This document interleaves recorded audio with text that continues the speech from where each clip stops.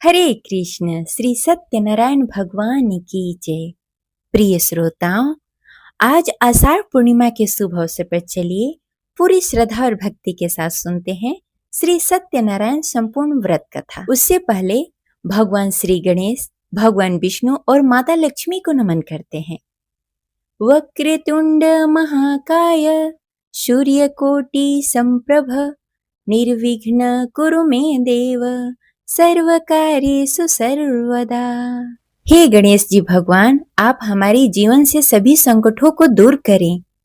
आप अपनी असीम कृपा हम सभी पे बनाए रखें। हे भगवान विष्णु, हे माता लक्ष्मी, आपके श्री चरणों में नमन है। हे श्री सत्यनारायण भगवान, आप अपनी कृपा हम सभी पर सदा सर्वदा बनाए रखें। आज हम सभी आपके श्री चरणों में नमन करते हुए पूरी श्रद्धा और भक्ति के साथ श्री सत्यनारायण कथा का श्रवण करेंगे।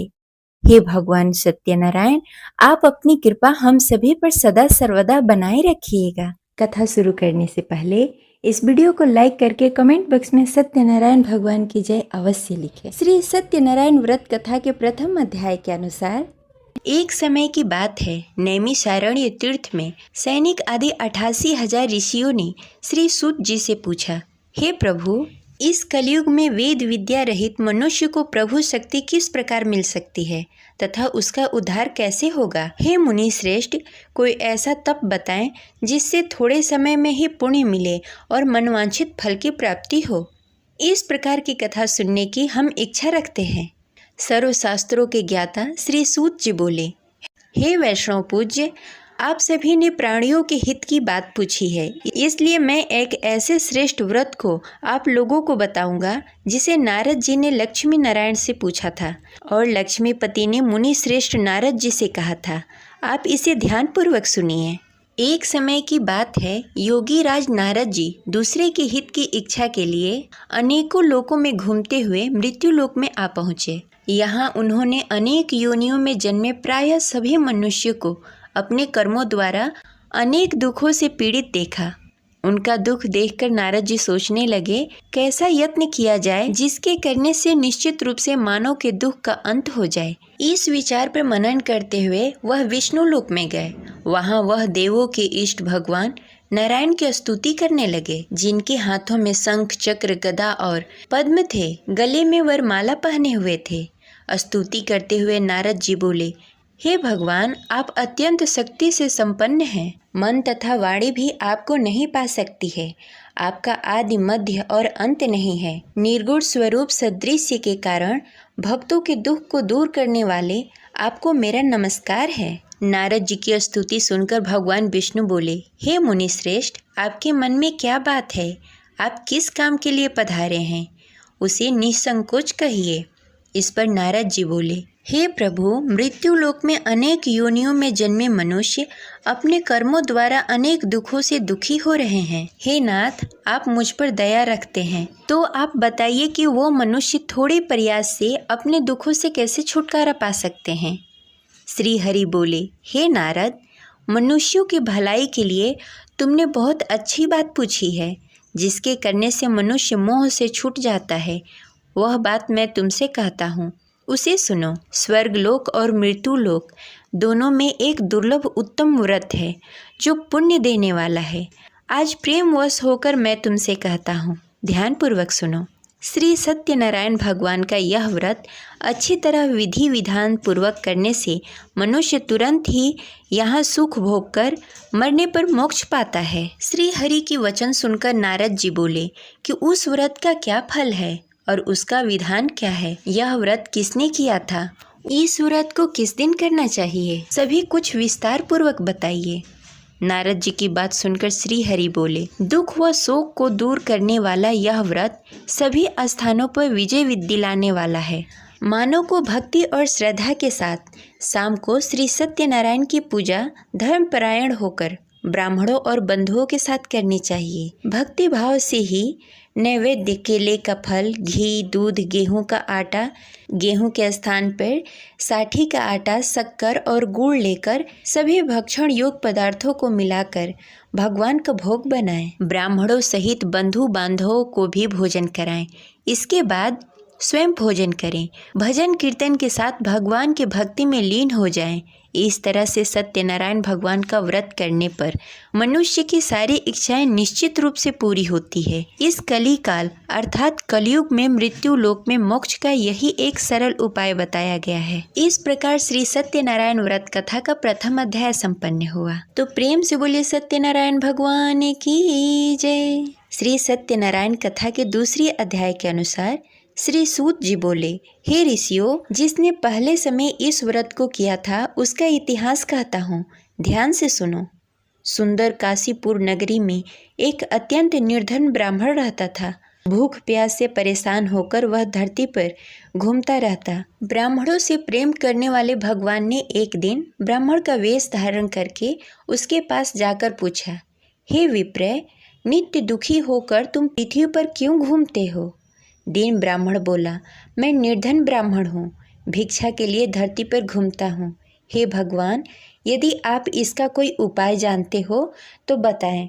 वृद्ध ब्राह्मण कहता है, हे विप्रय, सत्यनारायण भगवान मनवांछित फल देने वाले हैं, इसलिए तुम उनका पूजन करो। इसे करने से मनुष्य सभी दुखों से मुक्त हो जाता है। वृद्ध ब्राह्मण बनकर आए सत्यनारायण भगवान उस निर्धन ब्राह्मण को व्रत का सारा विधान बताकर अंतर्ध्यान हो गए। ब्राह्मण मन ही मन सोचने लगा कि जिस व्रत को वृद्ध ब्राह्मण करने को कहा गया है मैं उसे जरूर करूँगा। यह निश्चय करने के बाद उसे रात में नींद नहीं आई।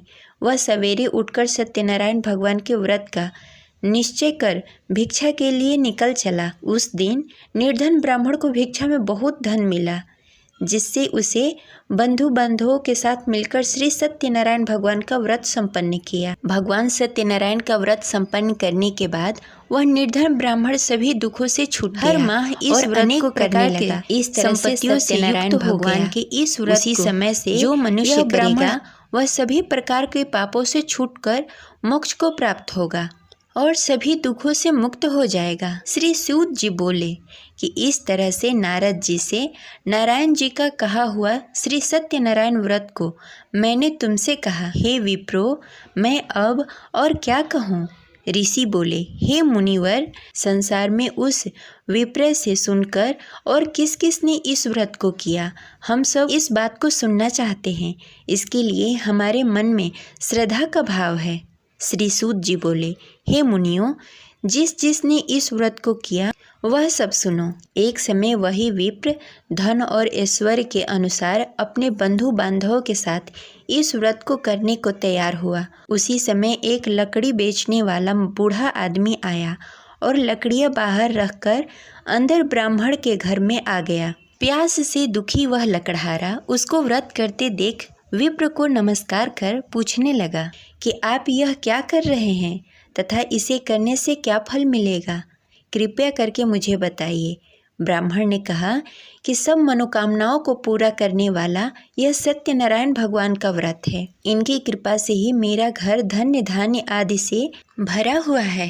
विप्र से सत्यनारायण व्रत के बारे में जानकर लकड़हारा बहुत प्रसन्न हुआ। चरणामृत लेकर वह प्रसाद खाने के बाद वह अपने घर गया। लकड़हारे ने अपने मन में संकल्प लिया कि आज लकड़ी बेचकर जो धन मिलेगा उसी से श्री सत्यनारायण भगवान का उत्तम व्रत करूँगा। मन में इस विचार को लेकर बूढ़ा आदमी सिर पर लकड़ियाँ रखकर नगर में बेचने गया, जहाँ धनी लोग ज़्यादा रहते थे। उस नगर में उसे अपनी लकड़ियों का दाम पहले से 4 गुना अधिक मिला। बूढ़ा व्यक्ति प्रसन्नता के साथ दान लेकर केले, शक्कर, घी, दूध, दही और गेहूं का आटा लेकर श्री सत्यनारायण भगवान के व्रत की अन्य सामग्री लेकर अपने घर को गया। वहां उसने अपने बंधु बांधवों को बुलाकर विधि विधान से श्री सत्यनारायण भगवान का पूजन और व्रत किया। इस व्रत के प्रभाव से वह बूढ़ा लकड़हारा धन, पुत्र आदि से युक्त होकर संसार के समस्त सुख भोगकर अंतकाल में बैकुंठ धाम को चला गया।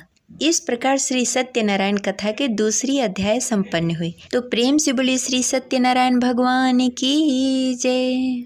सत्यनारायण व्रत कथा के तीसरे अध्याय के अनुसार श्री सूत जी बोले, हे मुनि श्रेष्ठो, अब आगे की कथा कहता हूँ। पहले समय में उल्कामुख नामक एक बुद्धिमान राजा था। वह सत्यवक्ता और जितेंद्रिय था। प्रतिदिन देव स्थान पर जाकर और निर्धनों को धन देकर उसके कष्ट दूर करता था। उसकी पत्नी कमल के समान मुख वाली तथा सती सावित्री थी। भद्रशिला नदी के तट पर दोनों ने श्री सत्यनारायण भगवान का व्रत किया। उसी समय साधु नाम का एक वैश्य आया। उसके पास व्यापार करने के लिए बहुत सारा धन भी था। राजा को व्रत करते देखकर वह विनय के साथ पूछने लगा, हे राजन, भक्ति भाव से पूर्ण होकर आप यह क्या कर रहे हैं? मैं सुनने के लिए इच्छुक हूँ, आप मुझे बताइए। राजा बोला, हे साधु, अपने बंधु बांधवों के साथ पुत्रादि आदि प्राप्ति के लिए यह महाशक्तिशाली श्री सत्यनारायण भगवान का व्रत और पूजन कर रहा हूँ। राजा के वचन सुनकर साधु आदर के साथ बोला, हे राजन, मुझे इस व्रत का सारा विधान कहिए। आपके कथानुसार मैं भी इस व्रत को करूँगा। मेरी भी संतान नहीं है और इस व्रत को करने से निश्चित रूप से मुझे संतान की प्राप्ति होगी। राजा से सारा व्रत का विधान सुनकर व्यापार से निवृत्त होकर वह अपने घर गया। साधु वैश्य ने अपने पत्नी को संतान देने वाला इस व्रत का वर्णन कहकर सुनाया और कहा कि जब मेरी संतान होगी तब मैं इस व्रत को करूँगा। साधु ने इस तरह से वचन कर अपनी पत्नी लीलावती से कही। एक दिन लीलावती पति के साथ आनंदित हो संसारिक धर्म में पवित्र होकर श्री सत्यनारायण भगवान की कृपा से गर्भवती हुई। 10वें महीने में उसके गर्भ से एक सुंदर कन्या ने जन्म लिया। दिनों दिन वह ऐसे बढ़ने लगी जैसे शुक्ल पक्ष का चंद्रमा बढ़ता है। माता पिता ने अपनी कन्या का नाम कलावती रखा। एक दिन लीलावती ने मीठे शब्दों में अपने पति को याद दिलाया कि उसने सत्यनारायण भगवान के जिस व्रत को करने का संकल्प लिया था उसे करने का समय आ गया है। आप इस व्रत को करिए। साधु बोला कि हे प्रिय, इस व्रत को मैं उसके विवाह पर करूँगा। इस प्रकार अपनी पत्नी को आश्वासन देकर वह नगर को चला गया। कलावती पिता के घर में रहकर दिनों दिन बड़ी होने लगी। साधु ने एक बार अपनी कन्या को अपने नगर की सखियों के साथ खेलते हुए देखा तो तुरंत ही दूत को बुलाया और कहा कि मेरी कन्या योग वर देखकर आओ। साधु की बात सुनकर दूत कंचन वन में पहुंचा। वहां अच्छी तरह से देख सुनकर लड़की के सुयोग वाड़िक पुत्र को ले आया। सुयोग लड़के को देखकर साधु ने बंधु बांधवों को बुलाकर अपनी पुत्री का विवाह कर दिया। लेकिन दुर्भाग्य की बात यह है कि साधु ने अभी भी श्री सत्यनारायण भगवान का व्रत नहीं किया। इस पर श्री भगवान क्रोधित हो गए और श्राप दिया कि साधु अत्यधिक दुख से मिले। अपने कार्य में कुशल साधु बनिया जमाई को लेकर समुद्र के पास स्थित होकर रत्नसारपुर नगर में गया। वहां जाकर दामाद और ससुर दोनों ने मिलकर चंद्रकेतु राजा के नगर में व्यापार करने लगे। एक दिन भगवान श्री सत्यनारायण की माया से एक चोर राजा के घर राजा का धन चुराकर भाग गया। उसने राजा के सिपाहियों को अपना पीछा करते देख चुराया हुआ धन वहां रख दिया जहां साधु अपने जमाई के साथ ठहरा हुआ था।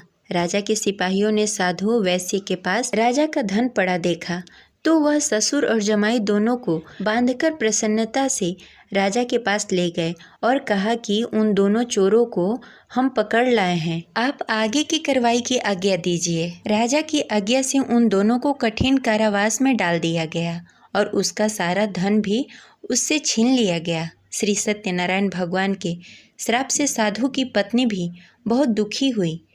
घर में भी धन सारा खत्म हो गया। उसे चोर चुरा ले गए। शारीरिक तथा मानसिक पीड़ा और भूख प्यास से अति दुखी होकर अन्न की चिंता में कलावती एक ब्राह्मण के घर गई। वहां उसने श्री सत्यनारायण भगवान का व्रत होते हुए देखा। फिर कथा भी सुनी। वह प्रसाद ग्रहण कर रात को घर वापस आई। माँ ने कलावती से पूछा कि हे पुत्री, अब तक तुम कहाँ थी? तेरे मन में क्या है? कलावती ने अपनी माँ से कहा कि हे माँ, मैंने एक ब्राह्मण के घर श्री सत्यनारायण भगवान का व्रत देखा। कन्या के वचन सुनकर लीलावती भगवान के पूजन की तैयारी करने लगी। लीलावती ने परिवार और बंधुओं सहित श्री सत्यनारायण भगवान का पूजन किया और उससे वर मांगा कि मेरे पति और जमाई शीघ्र घर आ जाएं। साथ ही यह भी प्रार्थना की कि हम सबके अपराध को क्षमा कीजिए। श्री सत्यनारायण भगवान इस व्रत से संतुष्ट हो गए और राजा चंद्रकेतु के सपने में दर्शन देकर कहा कि हे राजन, तुम उन दोनों वैश्यों को छोड़ दो और तुमने जो उसका धन लिया है उसे वापस कर दो। अगर तुमने ऐसा नहीं किया तो मैं तुम्हारा धन, राज्य, संतान सभी को नष्ट कर दूंगा। राजा को यह सब कहकर भगवान अंतर्ध्यान हो गए। प्रातःकाल सभा में राजा ने अपना सारा सपना सबको सुनाया। फिर बोले कि वणिक पुत्रों को कैद से मुक्त कर सभा में लाओ। दोनों ने आते ही राजा को प्रणाम किया। राजा मीठी वाणी में बोला कि हे महानुभाव, भाग्यवश ऐसा कठिन दुख तुम्हें प्राप्त हुआ है, लेकिन अब तुम्हें कोई भय नहीं है। ऐसा कहकर राजा ने उन दोनों को नए वस्त्र आभूषण भी पहनाए और जितना धन उनका लिया था उसे दुगना धन वापस कर दिया। दोनों वैसे अपने घर को चले गए। इस प्रकार सत्यनारायण व्रत कथा की तीसरी अध्याय संपन्न हुई।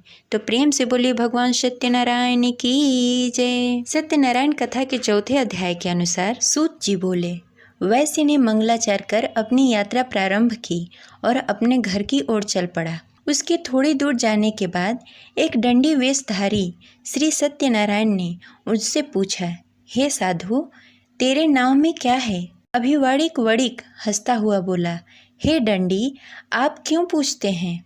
क्या धन लेने की इच्छा है? मेरे नाव में तो बेल और पत्ते भरे हुए हैं।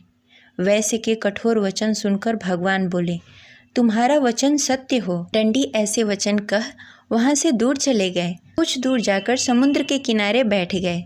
दंडी के जाने के बाद साधु वैश्य ने नित्य क्रिया के पश्चात नाव को ऊंची उठते देखकर अचंभा माना और नाव में बेल पत्ते आदि देखकर मूर्छित होकर जमीन पर गिर पड़ा। मूर्छा खुलने पर वह अत्यंत शोक में डूब गया।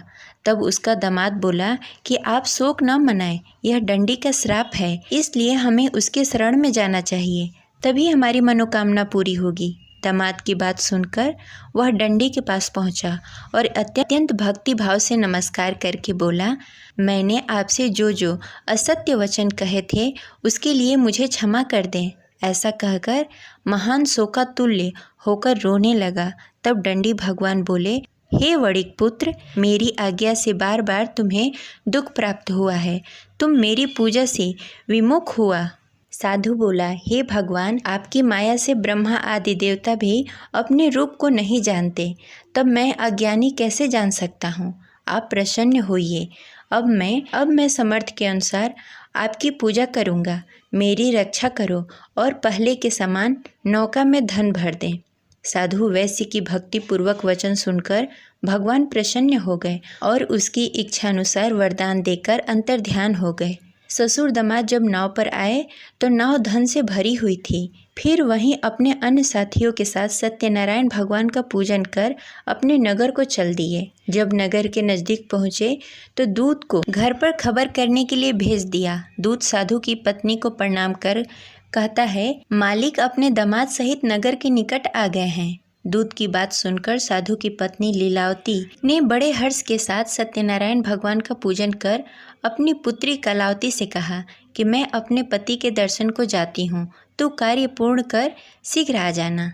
माता के ऐसे वचन सुनकर कलावती जल्द से प्रसाद छोड़कर अपने पति के पास चली गई।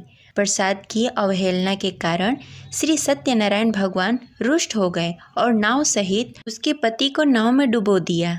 कलावती अपने पति को ना पाकर रोती हुई जमीन पर गिर पड़ी। नौका को डूबा हुआ देखकर वह कन्या को रोता देख साधु दुखी होकर बोला कि हे प्रभु, मुझसे तथा मेरे परिवार से जो भूल हुई है उसे क्षमा करें। साधु की दीन वचन सुनकर श्री सत्यनारायण भगवान प्रसन्न हो गए और आकाशवाणी हुई, हे साधु, तेरी कन्या मेरी प्रसाद को छोड़कर आई है, इसलिए उसका पति अदृश्य हो गया है। यदि घर जाकर प्रसाद खाकर लौटती है तो उसे उसका पति अवश्य मिलेगा। ऐसी आकाशवाणी सुनकर कलावती घर पहुंचकर प्रसाद ग्रहण करती है और फिर आकर अपने पति के दर्शन करती है। उसके बाद साधु अपने बंधु बांधवों के सहित श्री सत्यनारायण भगवान की विधि विधान से पूजा करता है तथा इस लोक से सुख भोग कर अंत में स्वर्ग को जाता है। इस प्रकार सत्यनारायण व्रत कथा के चतुर्थ अध्याय संपन्न हुई। प्रेम से बोले श्री सत्यनारायण भगवान की जय। श्री सत्यनारायण भगवान के पंचम अध्याय के अनुसार श्री सूत जी बोले, हे ऋषियों, मैं और भी एक कथा सुनाता हूँ, उसे ध्यानपूर्वक सुनो। प्रजा पालन में लीन तुंगध्वज नामक एक राजा था।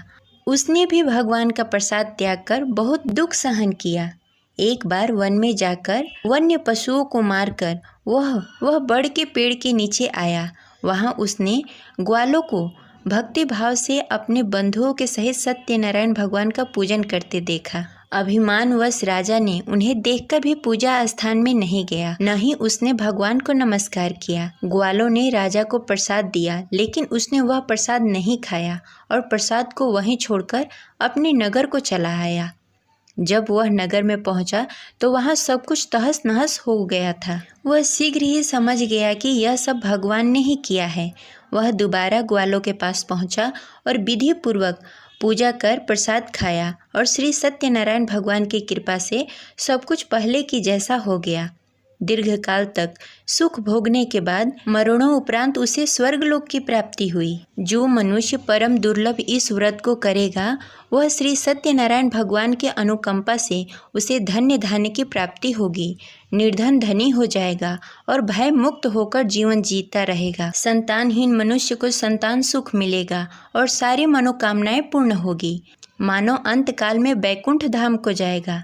श्री सूत जी बोले, जिन्होंने पहले इस व्रत को किया है, अब उसके दूसरे जन्म की कथा कहता हूँ। वृद्ध सतानंद ब्राह्मण ने सुदामा का जन्म लेकर मोक्ष की प्राप्ति की। लकड़हारे ने अगले जन्म में निषाद बनकर मोक्ष प्राप्त किया।